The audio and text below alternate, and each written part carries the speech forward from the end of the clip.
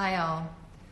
I wanted to hop on here in response to a post that I put up yesterday about Brexanolone, which is the latest FDA approved drug for postpartum depression. And just in case you think postpartum depression doesn't affect you, or you're not a woman or a mother, the way that we regard our mothers in society is, in my opinion, a great barometer for our level of disconnection from nature, disconnection from culture, disconnection from community, from each other, and even from this concept which is stripped from every aspect of conventional medicine of the soul, disconnection from the soul. And I have been working in my own sort of spiritual quest to move beyond this idea that we are here to fight the pharmaceutical industry and all of the evils that they purvey, and instead to simply raise awareness of patterns so that when we know better, we can do better. Because the truth is that a medication like this one, which I'll tell you a bit about, is itself a symptom of a great degree of distress and misalignment in this culture and society. And of course, the American perspective on health is becoming the dominant orthodoxy the world over, crushing more indigenous perspectives on how to relate to struggle and suffering. So our symptoms as a collective here in America include that we feel it is appropriate and potentially even necessary to subdue women who are struggling in their most vulnerable moment. And it's my perspective and the perspective of others that there are times in a woman's hormonal and cyclical life where the veil is thin, and where what was a little tap on her shoulder, pay attention to this, becomes a very, very loud and difficult to ignore banging on the door. And that can happen during the premenstrual window, and it certainly can happen postpartum. It can also happen perimenopausally. And the women who are perhaps most sensitive to misalignment, these canaries in the coal mine, are the ones who are going to manifest these symptoms of distress most significantly and severely. Now, what is misalignment, right? So the imperative here is to ask, what is going on? Why is this happening? And not to assume that we have a disease model that is verified through some understood biochemical mechanism or structure or pathology, right? That doesn't exist. That's a myth. So in fact, we have to ask each individual woman, what is going on for you? Why is this expressing itself in this way? And as far as I've ever explored with the women I've worked with, there are many, many, many different answers to that why, and they're highly personal to their journey and their story, to their particular patterns, their particular wounds. And, they can also be relatively mundane. There are physiologic imbalances, whether it's micronutrient deficiencies because of a long-standing deficient diet, or there can be inflammatory processes representing themselves as autoimmune conditions like Hashimoto's or postpartum thyroiditis. There can be toxic exposures that accumulate and manifest in cognitive, behavioral, or mood-related symptoms. And simultaneous to that narrative, to that physiologic narrative, are other psychological, emotional, and spiritual layers. And one that I feel most passionately about is that we are not, as women, designed, nor should we be, to raise children in isolation the way that we are. And no, mommy groups and breastfeeding circles do not count as a great mitigator to the unraveling of our tribe, the unraveling of community. Children have, since ancestral history, been raised by the collective, by many, many, many eyes that they wake up to, that know them, that see them, that reflect to them a deep sense of care and holding. And now in our modular family homes, women are spending massive amounts of time struggling alone in the care of their infants without the wisdom of their sisters, aunts, mothers, grandmothers to help support their intuition that's been papered over and buried by a masculinized orientation towards life, productivity, achievement, and work performance, right? We need to remember again how to be women, how to be mothers, and we don't have that support.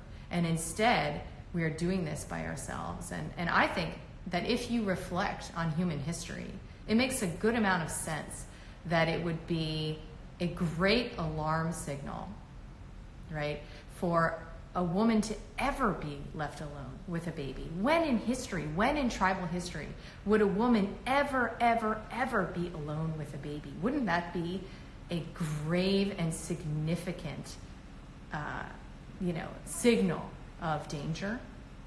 Wouldn't her nervous system want to poise itself to respond to whatever horrific thing had happened to the rest of her tribe, to leave her alone with this infant, right? So whether you're looking at this from a sociocultural perspective or a basic physiologic perspective around hormonal shifts and inflammatory processes and gut-brain axis dysfunction, however you're looking at it, how could it be in the best interest of a woman who is struggling in this vulnerable moment to sedate her?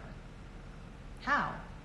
And I really don't want to hear that there's such a thing as an urgent emergency that warrants this kind of intervention and it's life-saving, right? Because that's often what I refer to as the Stockholm syndrome, that women who defend the pharmaceutical industry's posture on these things offer, is how could you take this away from women who need it, right? And I think that the only way that we would defend our access to drugs, because let's call them what they are, right, that are here and intended to subdue and sedate and really suppress, deeply suppress our felt experience, is if we ourselves have forgotten what it is that we're here for, what we are entitled to, and what we deserve. And we can't uphold that alone.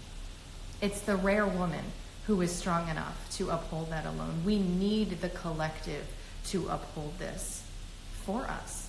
We need to shift the conversation around what women deserve in pregnancy and postpartum and what infants deserve when it comes to the protection of that dyad.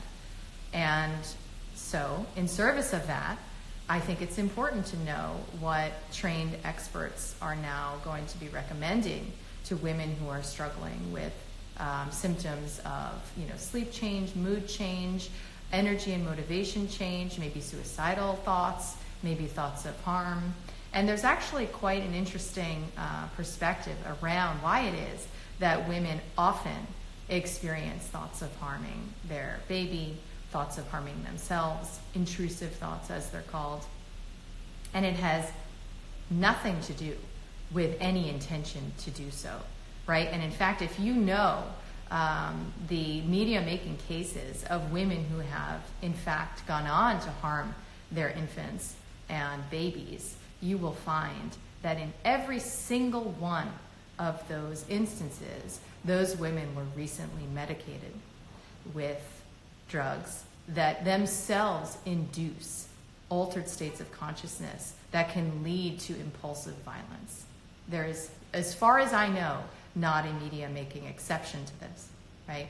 So if we appreciate that there may be a way to interact with this struggle that helps us to understand what is at the root of it, then we might make different choices. It's also important to know what there is to know about these drugs, right? And that's called informed consent. So you might want to know that Brexanolone, which is an allopregnanolone analog, right? It's a synthetic neurosteroid that is considered, because really not much is known about it, it's considered to be in the class of the benzodiazepines. And if you know anything or have been psychiatrically injured by the standard of care, and you've been treated with something like Klonopin or Ativan or Valium or Xanax, then you know that this is a category potentially not to be taken lightly, because it's not going to be your prescribing doctor who's going to be helping you transition out of a medicated dependent state, maybe 5, 7, 8 years, 10 years, 15, 30 years after having been started on a medication that was intended to just kind of take the edge off, right? So it's in this class. It is incredibly a 60-hour intravenous infusion. And with this medication, in the FDA briefing on it, it is recommended that women are not the primary caretakers of their infants, right? So already we have an inbuilt separation, not unlike the hospital institutionalized separation of woman and newborn at the moment of birth for purposes related to unnecessary interventions. So we have institutionalized separation as a part of this medication-based treatment. We also don't have information, and probably won't ever really have good quality information on what it is for an infant who is exposed through breast milk to this medication. So odds are it's going to be recommended that breastfeeding be stopped for this treatment.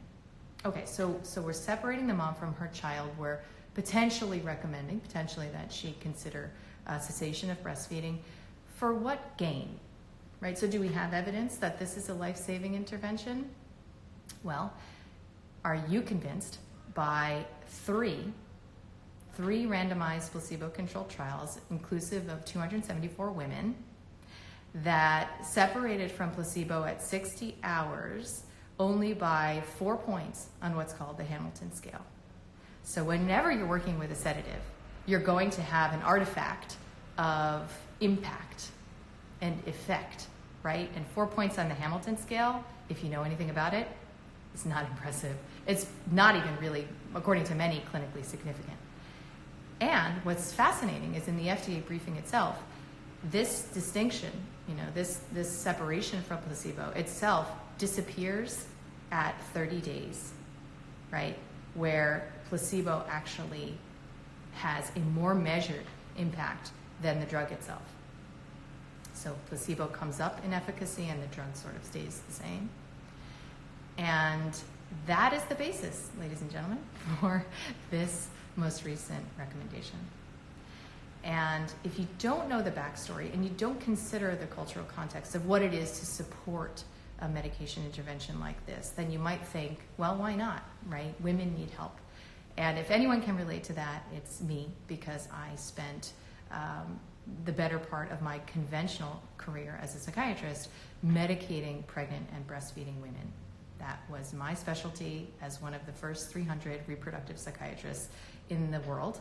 And I did that because I believed that this was a way to help women. I believed that suffering was bad and meaningless, and that there was no reason to endure it. And whatever we could do to mitigate symptoms was the right thing to do. And I know that the doctors who will go on to recommend this medication are not bad people, and they're not here to do harm. And that's why the onus is on us. The onus is on us as a collective, as a community, to begin a different kind of conversation about this, so that a woman who is in this position will have a friend, will have a loved one who can speak to her about the greater, broader truth, about what it might mean that she's going through this, about what it might indicate that she needs, whether it is a higher level of self-care, whether it is a higher level of nutrition, whether it is additional meaningful support, whether it's an investigation into an imbalance that could be easily corrected through lifestyle medicine, whether it's an exploration of lineage level trauma that's coming through her from her ancestry. We don't know. She knows, and she needs support in exploring that. And as I often say, those who are labeled as mentally ill and captured by a system that seeks to medicate them for life and to keep them dependent on a paradigm that sees them as fundamentally broken. These are the beacons, really, the visionaries for our future on this planet. They are the most sensitive. Their body, mind, and spirit cannot tolerate the bullshit that is going on, cannot tolerate the synthetic diet, the toxic exposures, the unraveling of our communities, the meaningless commitment to survival level priorities around work and this hollow grind that we subscribe to, the 9 to 5 punching the clock. They cannot abide, right? So their souls are essentially saying no. And if we medicate those people, we will be lost forever for good, and it may represent our demise. And I know this because when I facilitate liberating these people from their medication histories, from their labels, from their perspective on themselves as being broken, I see a light come from them that is blinding. And so I hope that, we can orient around, I love the Krishnamurti quote, that it's no sign of health to be well adapted to a profoundly sick society. So can we acknowledge that there, unlike psychiatry, that there are things profoundly wrong? And can we move towards people who are expressing symptoms of that misalignment with a greater amount of compassion and embrace of what it is that they're responding to, with a sensitized level of support, rather than a one-size-fits-all means of saying no to what they are experiencing, to what is very real for them. And especially when that one-size-fits-all means of saying no includes adverse effects like loss of consciousness and the 60-hour endurance fest of a IV medication treatment. So we can do better than this. And I hope that this has helped to add some nuance to the conversation about the latest, greatest offering from the pharmaceutical industry for the new mothers among us. Thanks for listening.